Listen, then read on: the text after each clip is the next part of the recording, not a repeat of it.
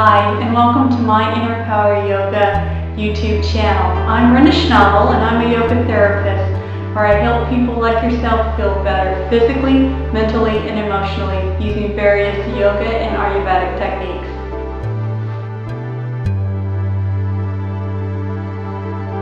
Welcome back to my Inner Power Yoga. We've been working on basic fundamental positions of the body, poses that lead to all those complex poses that you see people do.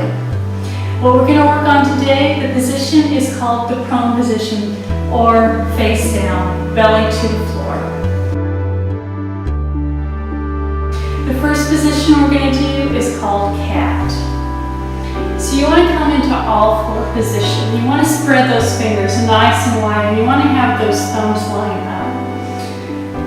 You want to feel the entire palm and each finger on the floor. Then, once you've got the hands down, you want to notice the arm. You want that shoulder, elbow, and wrist all lined up. Then, once you've got the front half of the body taken care of, then you want to notice the back half of the body. You want the legs to be hip distance apart so they're not too far apart, or they're not touching. Hips and knees are in a straight line. Kind of look back a little bit to make sure that that foot is in line with that knee. We have a tendency to bring our toes together. Once you're here, to come into cat, you take a deep inhale. Exhale, you tuck that tailbone and chin under. Begin to press the heart towards the ceiling by pressing the hands and feet into the floor. Separating the shoulder blades. Pull the belly button in. Right now you're looking at your belly button. As you inhale, you're going to reverse that chin, tailbone come to the ceiling. You're going to drop the belly button to the mat for our our cow pose. It's an exhale into your cat and an inhale into your cow.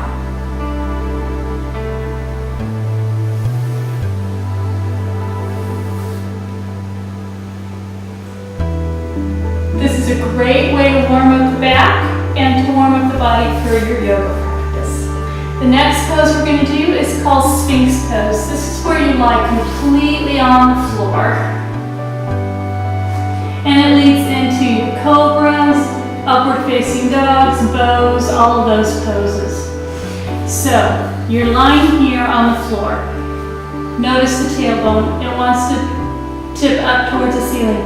Press it down into the floor. That tightens those glutes a little bit without you overly squeezing them.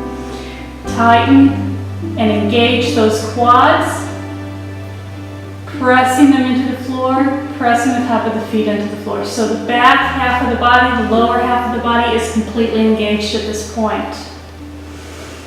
Forearms are on the mat. You roll the shoulders back. Forehead is on the mat. Take a deep inhale, pull back on the heels of the hands, and begin to slowly come up.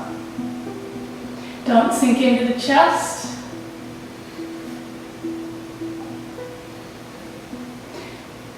Your chin is not jutted up or down, but it's even with the floor at this point. As you exhale, you slowly come back down.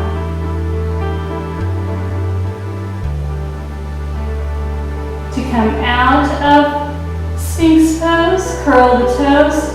Place the hands underneath the shoulders and press yourself up.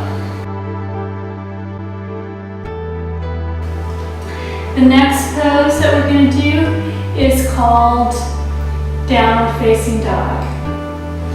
You're going to curl those toes under. You're going to walk those hands out a little bit farther so they're not underneath the shoulders as they were in cat and cow. Again, hands are the same position. Shoulder width apart, pressing the floor away with those hands so you feel the complete palm and each finger on the floor. Roll the shoulders up, back, and down. Pull the belly button in, take a deep inhale. As you exhale, begin to lift the knees up off the floor and begin to press the head through the arms. You may need to walk the feet in a little bit. Feet are hip distance apart. And just as in mountain pose, those legs are nice and grounded in. So you press the heels towards the floor. They may or may not go down, but that's the direction they need to feel like they're going. So you're stretching through the back of the leg, but the front of the leg, you're also pulling up on the ankle. So you're stretching the front of the leg as well.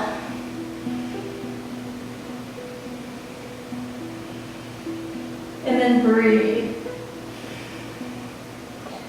Once you're here, think about where that tailbone is at and tip it up towards the ceiling. It's a subtle movement.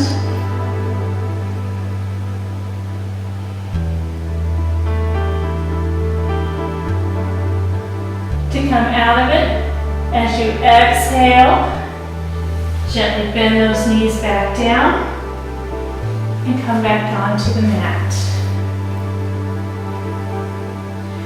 This concludes our prone positions for today. Have a wonderful day and let your inner power shine. Thank you.